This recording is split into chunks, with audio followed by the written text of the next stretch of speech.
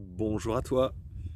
Eh bien, en ce dimanche, 1er jour de l'année 2023, j'ai voulu faire cette petite vidéo sur, la perspective que l'on peut avoir de cette, année 2023, ce qui se présente à nous et te partager donc, mon opinion, mon ressenti par rapport à tout ce que nous pouvons vivre actuellement.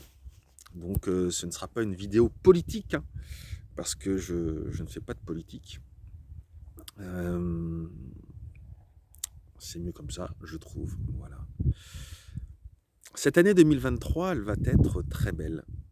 Très belle parce que, comme je l'ai mis, dans le titre, je l'ai décidé et c'est, je crois, vraiment ce qui peut nous permettre de vivre une belle année. Alors évidemment, certains vont me dire que j'ai la chance et c'est vrai, c'est une vraie chance d'être sur le terrain où je suis, d'être dans un paradis de verdure. En tout cas, c'est une chance pour ceux qui aiment, la nature et la verdure et donc c'est une chance pour moi. Hem, mais c'est réellement aussi, même quand on habite ailleurs que dans un paradis de verdure, c'est réellement un état d'esprit dans lequel nous pouvons être. Et cet état d'esprit, il peut déjà commencer par l'idée de décider que nous sommes, le scénario n'est pas écrit, hein, donc il y a des réflexions en même temps. Nous sommes capables, nous avons la possibilité qui nous est donnée de vouloir ce qu'il y a de meilleur pour nous. C'est-à-dire de prendre en compte notre personne pour vraiment se dire: «Je décide, cette année, de penser à moi, à mon épanouissement et donc de prendre toutes les décisions qui, vont dans ce sens-là». Alors quand je dis: «Penser à moi dans mon épanouissement», ce n'est pas, je me replie sur moi pour ne penser qu'à moi.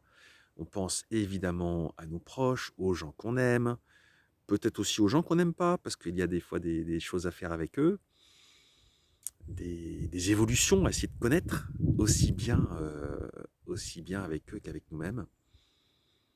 Et donc tu vois, c'est une décision qui n'est pas une décision, égoïste, qui peut, nous auto-centrer. Décider ainsi de se savoir, heu, capable de prendre soin de nous et de notre épanouissement, je crois que c'est vraiment une des meilleures décisions et vœux que nous puissions faire pour cette année. Et c'est très important, je crois, d'autant plus après, quelques années passées qui ont été assez difficiles, assez tendues, hem, autour de nous et forcément qui ont eu donc un impact, il y a eu un impact, hein, de ce qui se passe autour de nous sur notre propre vie.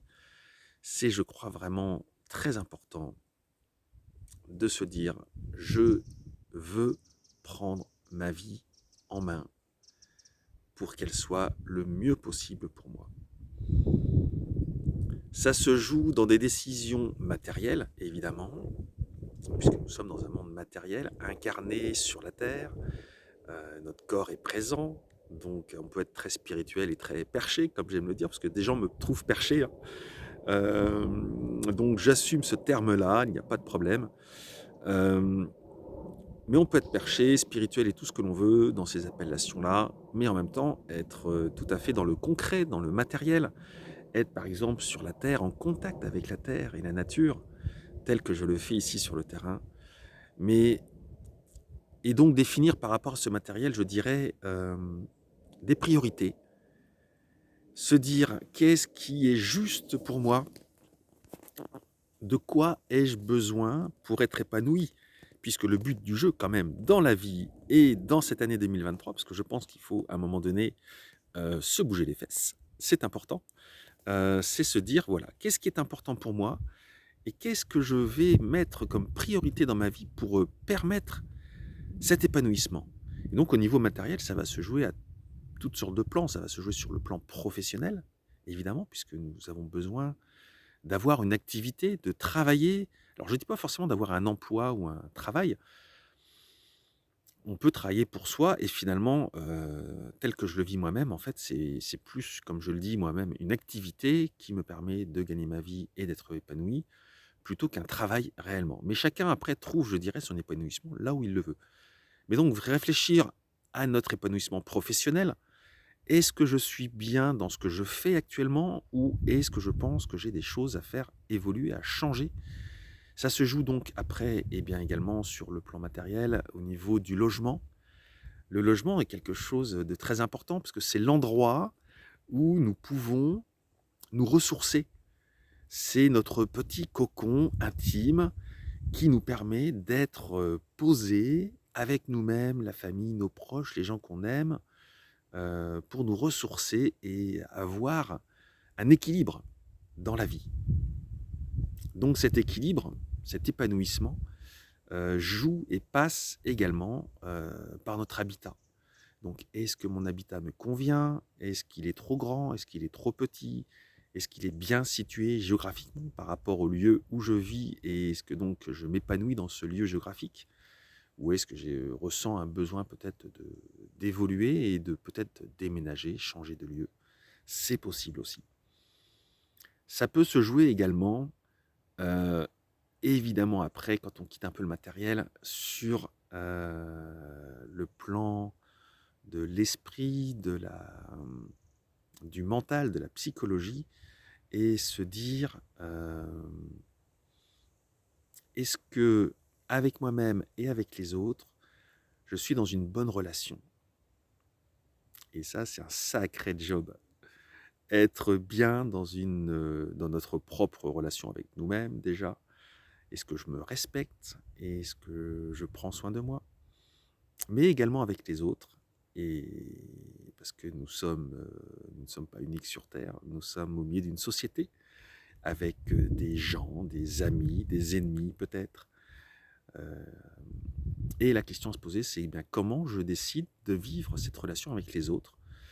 Et pour cela, je ne dirais qu'une chose, quasiment, c'est, je pense, décider d'être en relation d'amour. L'amour, avec un très, très, très grand A, c'est, je crois, réellement le meilleur guide de notre relation avec les autres et avec nous-mêmes. Avec tout ce que cela inclut de respect, et d'épanouissement et de notions peut-être de pardon si on parle d'ennemis ou j'aime pas trop le mot pardon parce que ça voudrait dire que nous sommes au-dessus des autres quand on décide de pardonner à quelqu'un et je n'aime pas ça. On n'est jamais au-dessus ni en dessous, nous sommes tous au même niveau, qui que nous soyons. Donc ouais, j'ai dit le mot pardon, mais je suis pas trop d'accord avec. Être dans la notion d'amour, c'est aimer, s'aimer, aimer son prochain, un maximum en acceptant qu'il y a des différences entre chacun, qu'il y a des conflits avec nous-mêmes dans ce que l'on pense à certains moments de la journée ou de notre évolution, et ça en fait partie. Voilà, petite vidéo donc du dimanche. Et alors, je l'ai mise dans la thématique autonomie et autoconstruction parce que c'est réellement l'autonomie du bonheur. C'est le nom que j'ai donné à la chaîne. Et pour être dans le bonheur, eh bien, ça se construit au quotidien et c'est vraiment nécessaire de travailler là-dessus. Tout n'est pas inné, évident et facile. Il est important de savoir remettre en question notre vie, de se remettre en question dans notre façon de penser, d'évoluer, de bouger. Et donc ça se construit.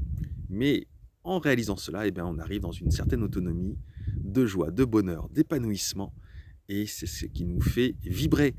Donc voilà, je te souhaite une très très belle année 2023 et je te souhaite absolument le meilleur pour toi. Au revoir.